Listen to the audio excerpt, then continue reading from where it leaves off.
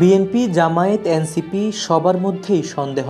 তাদের দাবি, জাপার সক্রিয়তা কোনো স্বতঃস্ফূর্ত আন্দোলন নয়, বরং কৌশলগত সমঝোতার ফল। ছাত্র জনতার অভ্যুত্থানের পরও দলটিকে মাঠে নামানোর চেষ্টা চলছে শুধু আওয়ামী লীগকে পুনর্বাসনের জন্য। জাতীয় পার্টির হঠাৎ নড়াচড়া আসলে ফ্যাসিবাদ পুনর্বাসনের নতুন ষড়যন্ত্র। জাতীয় পার্টি অবশ্য এসব অভিযোগ মানতে নারাজ। জাপা বলছে তারা আওয়ামী লীগকে টানার মতো অবস্থানে নেই, এগুলো নিছক ষড়যন্ত্র। 90 দশক থেকে বারবার ভুল পাল্টানো দল জাতীয় পার্টি।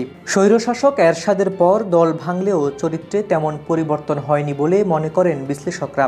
আওয়ামী লীগের আমলে তারা পেয়েছিল গৃহপালিত বিরোধী দলের তকমা।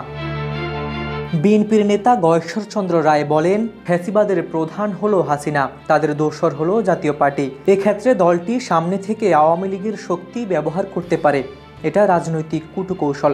আওয়ামী লীগকে প্রতিষ্ঠা করার জন্য হয়তো জাতীয় পার্টি গার্ডিয়ানশিপ নিচ্ছে।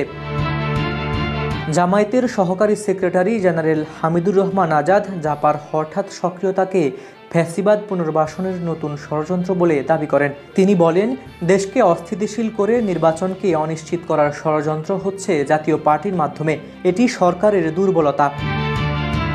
এনসিপির যুগ্ম আহ্বায়ক জাবেদ রাশিন বলেন, আওয়ামী লীগ ফ্যাসিস্ট হয়ে যাওয়ার পেছনে অন্যতম দোসর ও সহযোগী ছিল জাতীয় পার্টি। জাতীয় পার্টির মাধ্যমে পতিত আওয়ামী লীগের লোকদের নিয়ে একটি ইনক্লুসিভ নির্বাচনের পরিকল্পনা আগে থেকেই ছিল। সেটি বাস্তবায়নের পথে অনেকে হাঁটার চেষ্টা করছেন, তারা নজির শুক্রবার দেখতে পেয়েছি। এই পায়তারার নিন্দা জানাই আমরা।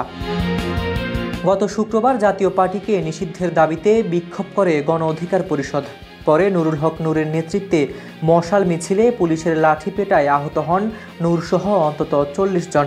বিশ্লেষকদের মতে, আন্তর্জাতিক চাপ সামলাতে জাতীয় পার্টিকে সামনে এনে অংশগ্রহণমূলক নির্বাচনের পরিবেশ তৈরি করতে চাইছে কেউ কেউ। তবে শেষ পর্যন্ত এই কৌশল কাজে দিবে কিনা তা পরিষ্কার হতে কিছুটা সময় লাগবে। জাতীয় পার্টিকে ঘিরে বাড়ছে সন্দেহ, বাড়ছে উত্তাপ।